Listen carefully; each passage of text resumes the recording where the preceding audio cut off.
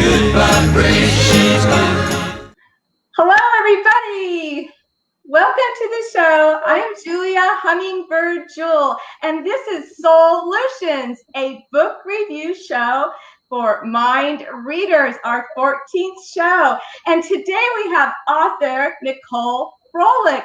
Her book, Inflexible Me, Expanding Past the Barriers of the Body, the Mind, and the Soul. But before we get started, every show we feature a cause. And this is because my mission statement is to teach love by being an example of love. And what better way than to showcase authors, find out why they wrote their books and what's important to them. And Nicole chose the cause Camp Encourage, and they're located in the Kansas City area. And their mission statement is to encourage social growth, independence, self-esteem in youth with autism spectrum disorders. And they do this with camps. In their overnight camps, they have several different camps, like 1 night, 2 nights, and I believe summer camps. So if this cause speaks to your heart, you can always give money, time, or just contact them to see how you can maybe share social media. I truly believe in the spiritual principle of service. Okay, now it's time to meet my author. Nicole Frolick was born in Toronto, Canada, but she left in her early 30s to enjoy a slower paced island life living in the Caribbean. But then she had many years without taking a vacation and decided to embark on a journey to discover how her inflexible body was deeply connected to her heart, her mind, and her soul. And she did this by attending a meditation retreat in Costa Rica. Now, this is a 10-day silent meditation retreat. And if you have an inflexible body, like this girl could not even touch her toes. She had attended a yoga class in Toronto and just felt herself shamed right out of the class because her body just wouldn't bend. But when you're sitting in meditative poses for a couple of hours and then think about it for 10 days, extremely painful. But she went through this course and she had some wonderful experiences, which I won't speak to. You have to read the book. But after this retreat, she took another yoga class. This is in Costa Rica, and her entire paradigm began to unravel. Nicole was inspired to share her story of overcoming an inflexible reality and her dark side, her fears, and transforming them into her greatest joys and enlightenment. And now she continues to do this by sharing not only her book, but her latest program, which she's so passionate about, called Alchemy. And this incorporates her teachings from the book, meditations, the tarot, and inspiration from her weekly podcast, Enlighten Up. She's also an inspirational and motivational international speaker, and her talks promote the willingness in others to face their fears. And that was a big part of her book, too. And there you can find the true joy that hides on the other side. She's an intuitive, she's a channeler, and as an intergalactic life coach, she'll tailor your program to your personality and needs. She's also degreed through Nasara Yoga. She actually became a yoga teacher. Wow, that was just amazing. And she's a registered massage therapist and a holistic wellness expert. Her website, inflexibleme.com, is where you can find her. And I'm going to let Nicole speak to Alchemy. Welcome to the show, and thank you. Thank you, Julia. It's a pleasure to be here. So tell us about Alchemy. Alchemy is a play off of my book, Inflexible Me, that I have out right now. My second book that's going to be coming out is a play off of the Me. And so Alchemy is really Alchemy with an M-E at the end, because it's all about self-transformation. It's about the self-alchemical process. And I believe that many of us are going through that on the ascension process. The ascension process is ultimately a self-alchemical process. And it's about understanding how we can transform ourselves, integrate the higher self into our full existence here on Earth, and not let the ego be the driver so much. So getting the ego to take a back seat and allowing the higher self to completely integrate, but also to understand how much we have control over our own transformative process and what we're able to do, and how we're able to take a lot of the energy within us to create a lot of magic within us and then have that reflected in our world. So I've created a monthly subscription program just a few months ago, and it's doing really well. It's a process that I take people live on a live group coaching call video. We take all that information. I look at the astrological alignments on how they're influencing our own soul's evolution, how it's bringing out a lot of our shadow elements, and how we can prepare to align with the energies as opposed to resist them. And then, of course, I do guided meditations. So I love creating guided meditations, and I have in there specific ones that you can only access through the Alchemy program, which, funnily enough, is what a lot of people are enjoying the most. I didn't realize that was going to be one of the highlights, and I just got my download last night for my next one that I'm producing this week. And it's really fun. It's a really cool creative process for me, but it's also really fun to take people on that journey. And then I also use tarot to do timeless readings. So anyone who comes into the program, you're going to come in at any point in time. You get access to all the information. It's all archived like a big library. And the readings will speak to you depending on if the messages pull you into that video or not. So they're there and they're timeless and they're meant for whoever's coming in. It's so interesting how divine guidance comes through, and you don't really worry about it too much. You know, like with this show, I don't read the book first and then go after the author. Divine guidance just connects me to the author, and then they send me the book, and then I produce the show. It's like, it's so, and so with your meditations, you're downloading them, you're just getting it. Divine guidance just comes through. It just gives me the goosies. Yeah, it's such a beautiful way to create. Well, it's interesting because the people in the program have, before I put it out, have told me certain things that they're really meaning, and it happens to be exactly what I'm producing in the meditation. So there is a lot of divine guidance coming through. And it's really cool to meet some of these people. They're starting to feel like family to me, and a lot of them have been following me on my YouTube channel. And it's just really nice to actually get to know them more and understand them and help them along their journey. And they, you know, they all have their own innate wisdom too. I'm wanting to really inspire and assist others in becoming the teacher. We are going to need a lot of teachers as time goes on, and I'd love to see everyone kind of step into their power and know how beautiful their truths are to share and how much wisdom they have. Yeah, I had somebody say to me, I'm trying to learn a pretty intense concept, and she said, you know, to learn it, teach it. And I was guided to do a book review on this book that I'm studying, and I was like, I don't want to do this is kind of deep. But when she said that, I went, well, what better way am I going to learn than if I have to go on YouTube and teach it, you know? So that's really a great point. You know, we do need to cultivate people to go out and in turn share their gifts. Mm-hmm. And so your program is very expensive. Yeah, I know, it's so expensive. No, actually, it's very affordable. It's only $11 a month. And, well, I made it affordable because I really wanted people who can't afford perhaps individual coaching to have access to this, but also to have access to a community that's safe for them to explore their own intuitive abilities. Some of the people in the program, their mediumship starting to open up. Other people are starting to channel. And so assisting them through techniques that have helped me open up my own intuitive gifts. I'm taking them through some of that in the program. And then, of course, having a safe place or a safe environment to open up just facilitates the gifts turning on. But I'm before the month of December, I'm actually doing a coaching giveaway where I'm giving away 5 of my 1-month coaching programs to anyone who's part of the program.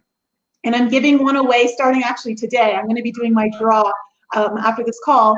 And so anyone who wants to enter and get a chance to win one of these 1-month coaching programs just has to be part of the Alchemy program.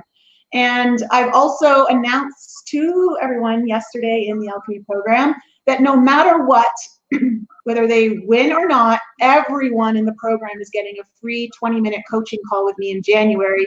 So I'll put them on a path that is for success. So helping them understand where their blocks and boundaries are, or not boundaries, I should say, but their blocks and their barriers to them achieving what they want, where the subconscious programming is inhibiting the actual conscious manifestation. So yeah, I'm going to be taking everyone through this. So everyone's going to get a free coaching call with me regardless, but some of them are going to get a 1-month coaching program. That's what I really liked about you, because, you know, I did some studying on you before the interview, so I listened to some of her YouTubes, and when I said she does individualized coaching, when I was introducing, that's what she does. Like, she will read into you and figure out what you need, because I always say we're all snowflakes. We're all have our own recipe. So what would work for Julia to open up or expand her mediumship abilities would be different from Joe that's next to me, you know, and then also, you know, getting rid of those blocks and figuring out where they are. Like, are they from childhood? Are they from past lives? Are they from ancestral DNA? You know, I mean, there's just like, we got to figure that out for everybody, you know, so it helps to have individual coaching. That's really a great gift. You know, one of the blocks that I had to actually doing coaching, because this has been my dream since I was 25, but I didn't start until I was 39. And and I'm 42 now. So it took me almost 15 years to get enough courage to believe in myself to do what I knew was one of my innate gifts. Because as a massage therapist, when I started at 23, one of the things I started to realize is that I was coaching people while they were on the table, and I didn't even realize it. And I had 40 and 50-year-olds taking marriage advice from me who've never been married, but you know, helping people through life problems and all of that. And everyone kept asking me, how do you know this at 23? And I'm like, I don't know, it just seems like common sense to me. And it took me a while because I never had any formal coaching. I don't have a piece of paper behind me that tells me what my worth and my value is in this society. And that was one of my barriers that I had to move past and take a leap of faith on myself. And what really helped me was one day I had a coffee date with this life coach, an executive life coach who was like working with top CEOs around the world. And I asked him, I said, you know, you went to a coaching program.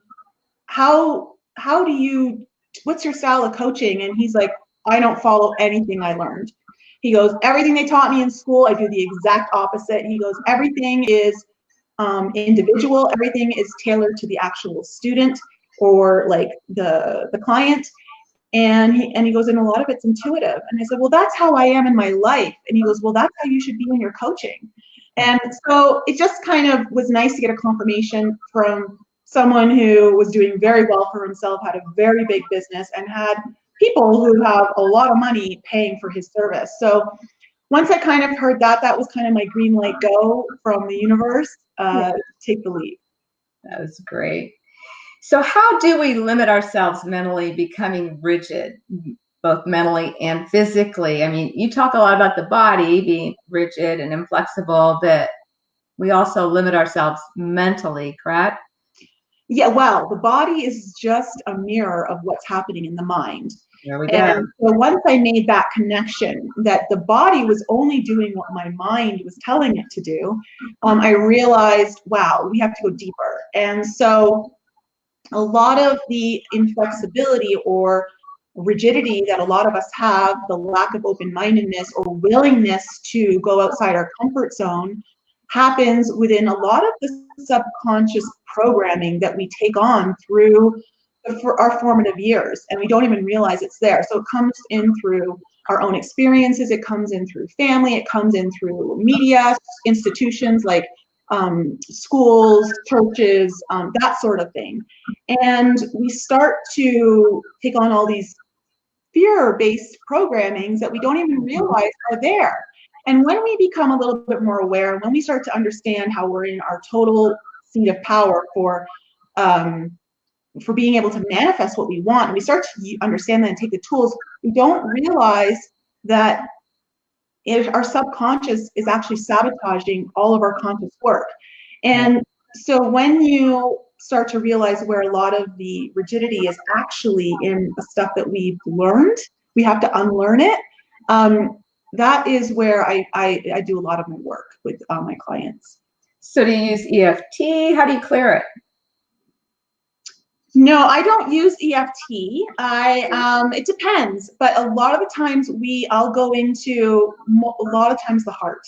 So we go into try to find out what program is running that is sabotaging that person's ability. So it's different for everyone, although there's similarities in them.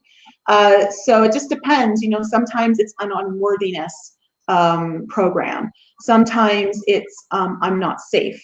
Sometimes it's fear, like of being, well, a lot of times an unsafe is not being safe outside your comfort zone, right? So there are certain things like I'm not good enough. These kind of programs that you don't even realize are running in the background, constantly sabotaging all your hard work consciously. I go in there and then work with the client and give them certain tools that I've learned along the way that will assist them in rewriting the programming. So it's not so much that you delete the programming, you rewrite the programming and it overrides that old subconscious programming. That was going to be my next question, was how does your heart energy affect your practice? Yeah, so then you already answered it.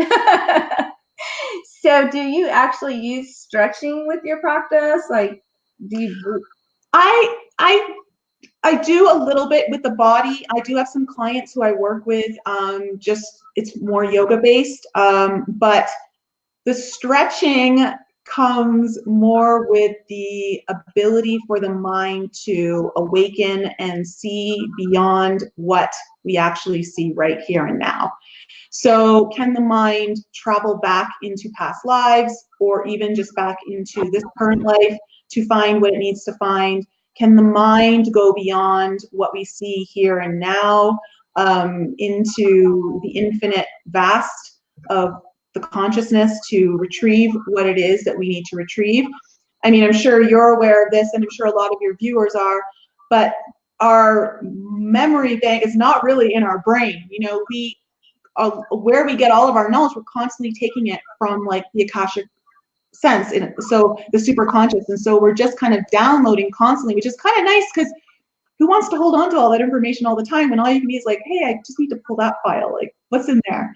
And so understanding that and opening your mind, so to speak, to that ability allows you the ability to tap into anything and everything. Right. I think it's up to us to explain this to people that everybody can tap into it. I mean, I call myself a psychic, but you are also a psychic. Whoever's listening to this, you have the power to connect to, and I don't think people really understand that. And but we do have the blocks and the barriers and the programs that we kind of need to undo. So sometimes we just need to do I call it house cleaning, spiritual house cleaning, and then once you start receiving it, it's amazing. I'm real big on frequency attunement, and so what else can you tell us about alchemy? Well, speaking to that, this idea of being intuitive and psychic, I believe everyone's intuitive and psychic. It's just a matter of opening up to it and allowing it in. And one of my fundamentals in my flexibility book is, which I base all my coaching around, it's the groundwork of everything that I do, is acceptance. And this willingness to be open to all possibilities, infinite possibilities. I've realized that when we are resisting something or blocking something within us or in our external environment, we're also blocking all of our intuitive gifts. So the more accepting you get and the more open you get to things within you, about you, become more accepting of a lot of things within you that you may not like. I think that's one of the hardest things. Like, it's really easy to like the good things about us, but it's not so easy to really get up close and personal and really accepting of our shadow self and those things. And instead of trying to improve it so much, what would happen if you just embraced it and accepted it? And that's something that I learned on the journey of, especially with my body. What happens if I stop trying to change it and just accept it for where it is right now?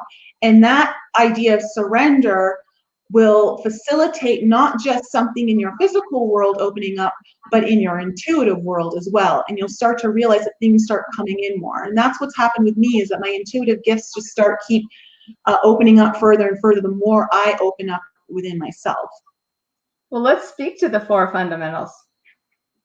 Well, the 4 fundamentals of flexibility are fear, acceptance, mindful breathing, and compassion. And fear, I call fears the lighthouses to your greatest potential. I like to kind of change the frequency around fear. And when you think of fear as an actual light beam taking you to your greatest potential, then that just kind of dissolves a lot of the kind of negative connotations of fear. And I believe they are, because we talk about following your bliss, which I think is important, but I'm a huge teacher and believer and love of the divine masculine and divine feminine energies, this idea of polarization. And when you can remove the polarization and let love and fear, in a sense, resonate together, which sounds counterintuitive to what a lot of people teach, like you can't have fear present when there's love. But when there's a non-duality, what happens if they would actually exist? And I've realized that behind some of my greatest fears, like public speaking, I found my greatest joy.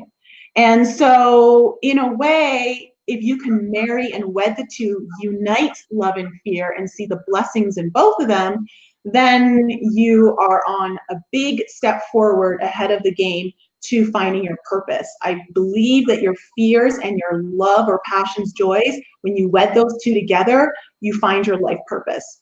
And acceptance is that ability to surrender to the divine, surrender to the greater plan that you may not be aware of, surrender to the infinite possibilities. When we talk about quantum field, we talk about timelines. There are infinite amount of possibilities, infinite amount of timelines you can be on. So when you open yourself up to all of the things that you could expect, and then all of the things you wouldn't expect, then anything's possible. And that gives you a huge advantage to welcoming greater things than our limited minds can even perceive.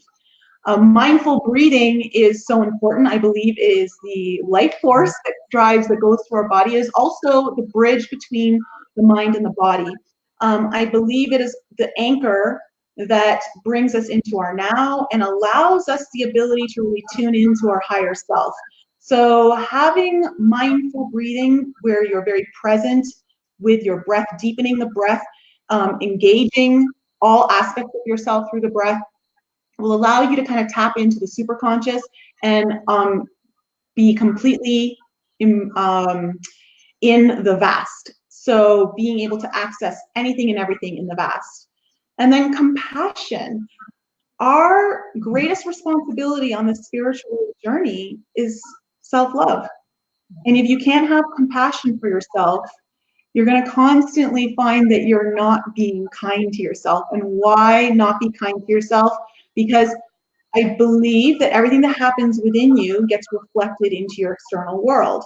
So when you are compassionate to yourself, you get to express and reflect that compassion to the world. And you start to attract more of that. So compassion is all about learning the responsibility of self-love to yourself so that you can then reflect that love back out to the world. That's so beautiful.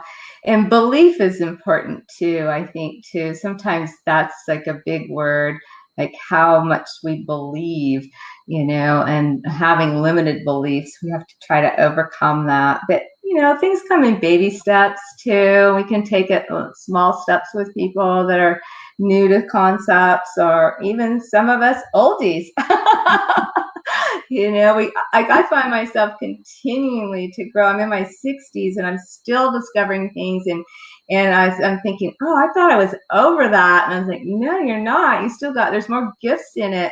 But I love the polarity aspect, it's like circuitry, the negative and the positive. That's always the cause and the effect. And all those spiritual laws are so important, as well as spiritual principles, that kind of make everything whole, So.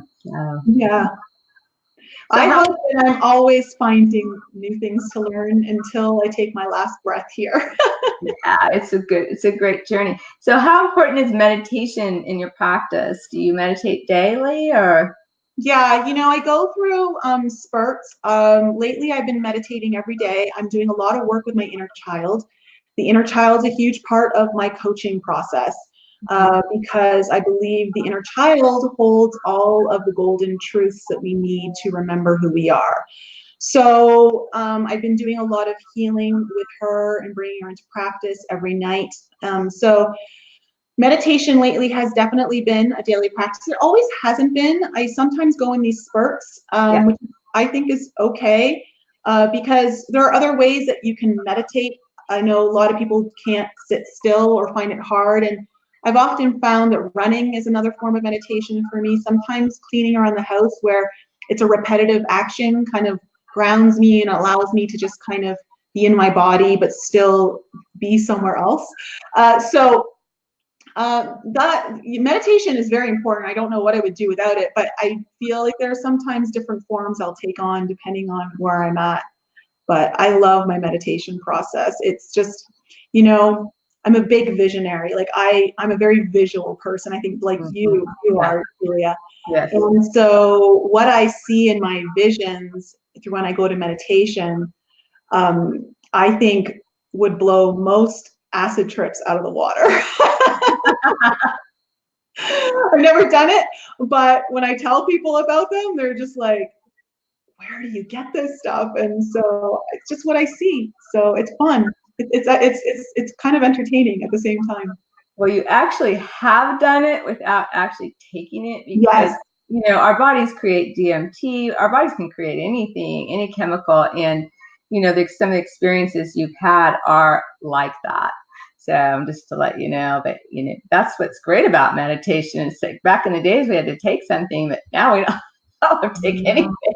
It's our pineal gland is just super sonic. I like the idea that you're saying, people are thinking always, oh, I got to sit still. Like for a long time, I couldn't sit up because of my back pain. And Dr. Joe Dispenza is always wanting us to sit up because, understanding the chakra system and wanting the breath work to come through. So I got the fact that he wanted me to sit up, but it was hurting me. So I would lay down, and then I would just imagine I was sitting up.